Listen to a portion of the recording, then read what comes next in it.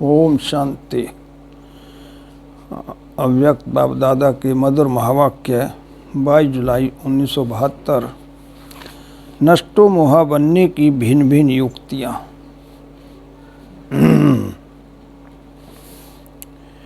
अपने को हरेक स्मृति सब रूप समझते हो। स्मृति सब रूप हो जाने से स्थिति क्या बन जाती है और कब बनती है? स्मृति स्वरूप तब बनते हैं जब नष्टो मोहा हो जाते हैं। तो ऐसे नष्टो मोहा स्मृति स्वरूप बने हो कि अभी विस्मृति स्वरूप हो। स्मृति स्वरूप से विस्मृति में क्यों आ जाते हो? जरूर कोई न कोई मोह अर्थात लगाव अब तक रहा हुआ है। तो क्या जो बाप से पहला वायदा किया है कि और संग तोड़ एक संग जोड़ेंगे, क्या यह पहला वायदा निभाने नहीं आता है? पहला वायदा ही नहीं निभाएंगे तो पहले नंबर के पूज्य में राज्य अधिकारी व राज्य के संबंध में कैसे आएंगे? क्या सेकंड जन्म के राज्य में आना है? जो पहला वायदा नष्टो मोहा होने का निभाते हैं वही पहले जन्म के राज्य में आते हैं। पहला वायदा कहो व पहला पाठ कहो व ज्ञान की पहली बात कहो वह पहला अलौकिक जन्म का श्रेष्ठ संकल्प कहो, क्या इसको निभाना मुश्किल लगता है? अपने स्वरूप में स्थित होना व अपने आप की स्मृति में रहना, यह कोई जन्म में मुश्किल लगा?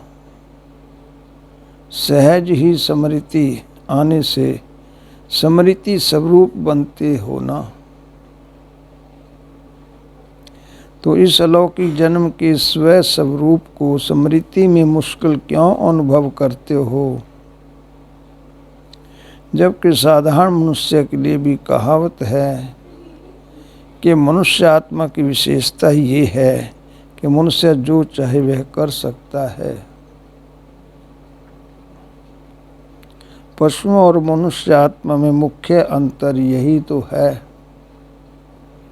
तो जब साधारण मनुष्य आत्मा जो चाहे सो करके दिखा रही है, तो क्या आप श्रेष्ठ मनुष्य आत्माएं, शक्ति स्वरूप आत्माएं, नॉलेजफुल आत्माएं, बाप के समीप संपर्क में आने वाली आत्माएं, बाप की डायरेक्ट पालना लेने वाली आत्माएं, पूजनीय आत्माएं, बाप से भी श्रेष्ठ मर्तबा पाने वाली आत्माएं, जो चाहे वह नहीं कर सकती है?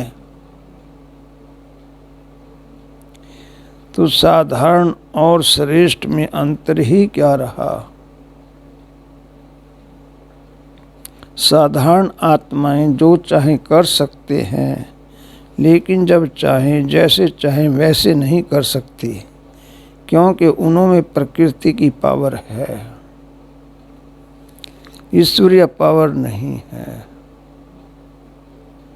ईश्वरीय पावर वाली आत्माएं जो चाहें जब चाहें जैसे चाहें वैसे कर सकते हैं। तो जो विशेषता है उसको प्रैक्टिकल में नहीं ला सकते हो। वह आप लोग भी अभी तक यही कहते हो कि चाहते तो नहीं हैं लेकिन हो जाता है। जो चाहते हैं वह कर नहीं पाते हैं। यह बोल मास्टर सर्वशक्तिवान के व श्रेष्ठ आत्माओं के नहीं हैं, साधारण आत्माओं का है। तो क्या अपने को साधारण आत्मा कहला सकते हो? अपना अलौकिक जन्म, अलौकिक कर्म जो है उसको भूल जाते हो।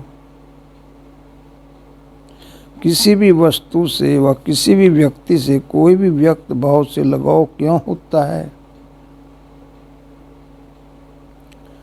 क्या जो भी वस्तु देखते हो उन वस्तुओं की तुलना में जो अलौकिक जन्म की प्राप्ति है वह और यह वस्तुएं, उनमें रात दिन का अंतर नहीं अनुभव हुआ है क्या?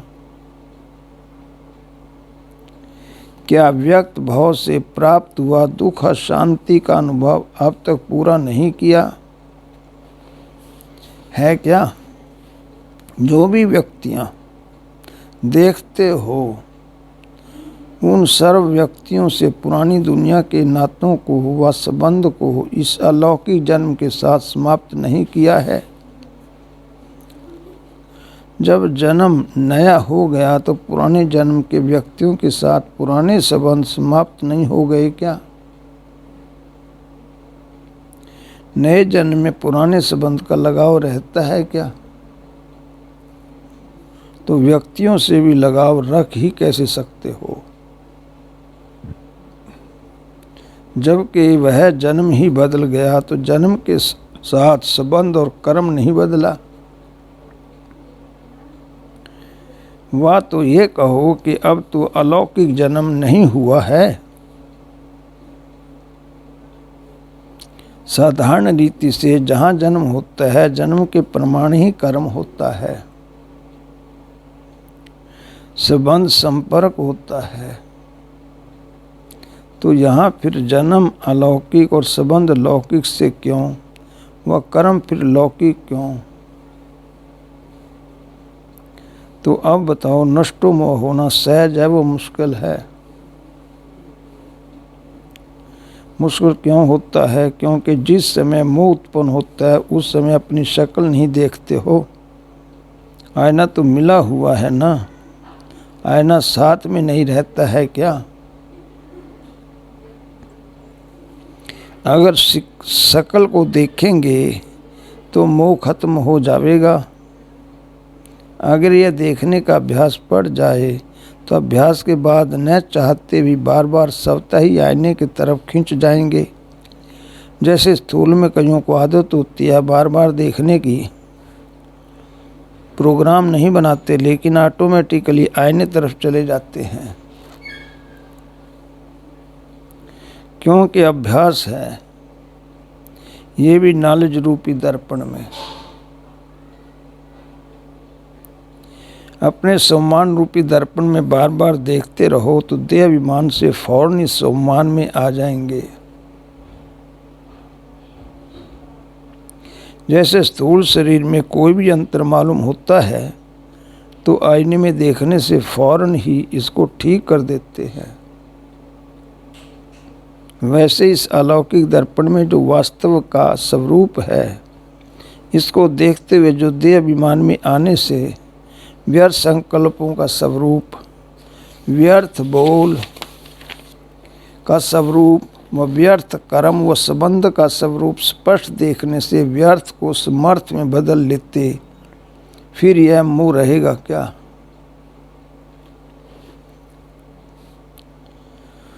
और जब नष्टो मोह हो जाएंगे तो नष्टो मोह के साथ सदा स्मृति स्वरूप सब तय ही हो जाएंगे। सहज नहीं है। जब सर्व प्राप्ति एक द्वारा होती है तो उसमें तृप्त आत्मा नहीं होते हो क्या? कोई अप्राप्त वस्तु हो जाती है तब तो तृप्त नहीं होते हैं।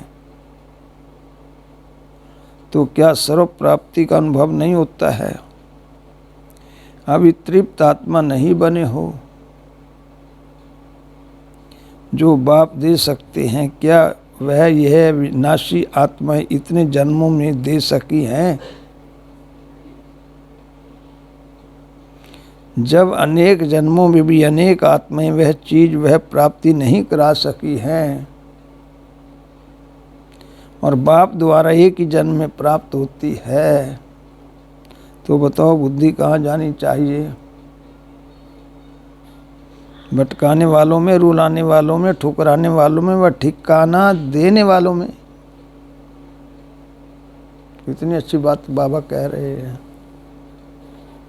जैसे आप और आत्माओं से बहुत प्रश्न करते हो ना, तो बाप का भी आप आत्माओं से यही एक प्रश्न है। इस एक प्रश्न का ही उत्तर अब तक दे नहीं पाए हो। जिन्होंने इस प्रश्न का उत्तर दिया है वह सदा के लिए प्रसन्न रहते हैं। जिन्होंने उत्तर नहीं दिया है वह बार बार उतरती कला में उतरते ही रहते हैं। नष्टो मोहा बनने के लिए अपनी स्मृति स्वरूप को चेंज करना पड़ेगा। मोह तब जाता है जब ये स्मृति रहती है कि हम गृहस्थी हैं, हमारा घर, हमारा संबंध है, तो मोह जाता है। यह तो इस हद के जिम्मेवारी को बेहद के जिम्मेवारी में परिवर्तन कर लो तो बेहद की जिम्मेवारी से हद की जिम्मेवारी स्वतः ही पूरी हो जाएगी। बेहद को भूल कर और हद के जिम्मेवारी को निभाने के लिए जितना ही समय और संकल्प लगाती हो, इतना ही निभाने के बजाय बिगाड़ते जाते हो। भले समझते हो कि हम फर्ज निभा रहे हैं, वह कर्तव्य को संभाल रहे हैं, वह निभाना वह संभालना नहीं है। और ही अपने हद की स्मृति में रहने के कारण निमित्त बनी हुई आत्माओं के भी भाग्य बनाने के बजाय बिगाड़ने के निमित्त बनते हो, जो फिर वह आत्माएं भी आपके अलौकिक चलन को न देखते हुए अलौकिक बाप के साथ संबंध जोड़ने में वंचित रह जाते हैं।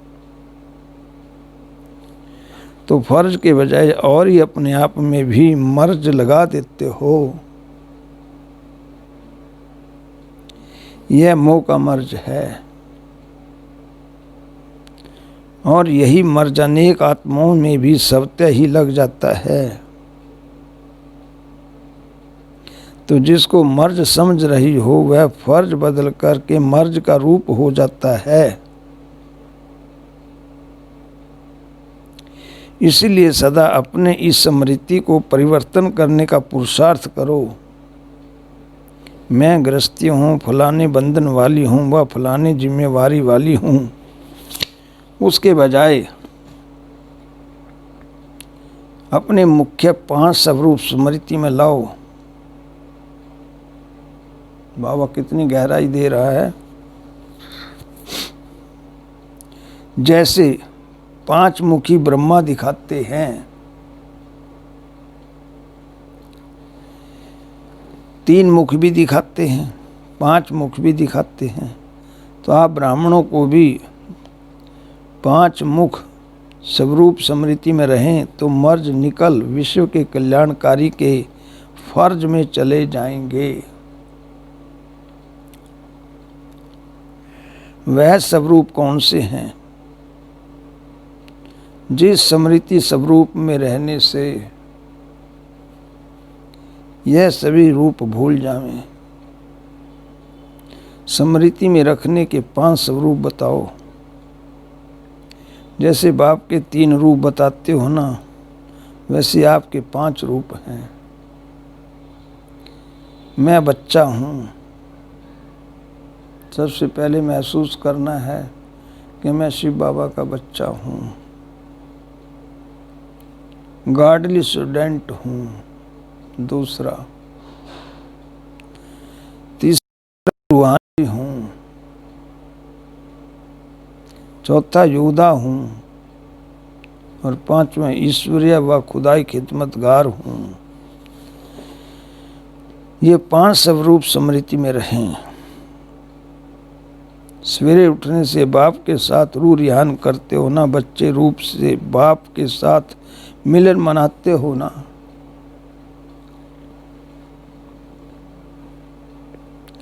तो सवेरे उठने से ही अपना ये स्वरूप याद रहे कि मैं बच्चा हूँ।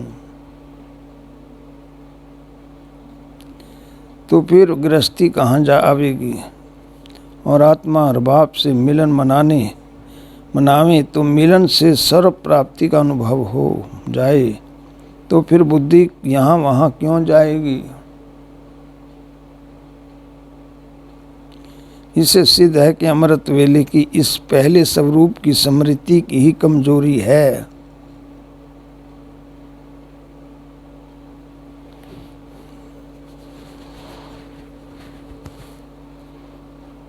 इसलिए अपने गिरती कला के रूप स्मृति में आते हैं। ऐसे सारे दिन में अगर यह पांचों ही रूप समय प्रसमय भिन्न कर्म के प्रमाण स्मृति में रखो तो क्या स्मृति स्वरूप होने से नष्टो मोह नहीं हो जाएंगे।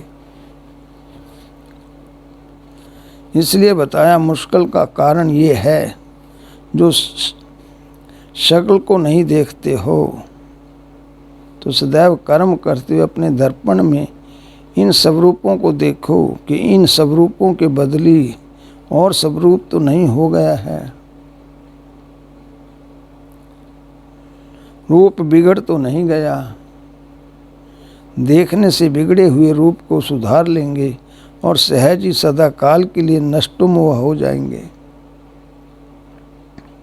समझा। अभी यह तो नहीं कहेंगे कि नष्टोमोह कैसे बने। नहीं, नष्टोमोह ऐसे बने। कैसे शब्द को ऐसे शब्द में बदल देना है जैसे ये स्मृति में लाते हो कि हम ही ऐसे थे, अब फिर हम ऐसे बन रहे हैं। तो कैसे शब्द को ऐसे में बदल लेना है। कैसे बने इसके बजाय ऐसे बने, इसमें परिवर्तन कर लो तो जैसे थे वैसे बन जाएंगे। कैसे शब्द खत्म हो ऐसे बन ही जाएंगे। अच्छा, ऐसे सेकंड में अपने को विस्मृति से स्मृति स्वरूप में लाने वाले नष्टो मोहा सदा स्मृति स्वरूप बनने वाले समर्थ आत्माओं को बाप दादा का याद प्यार और नमस्ते। ओम शांति।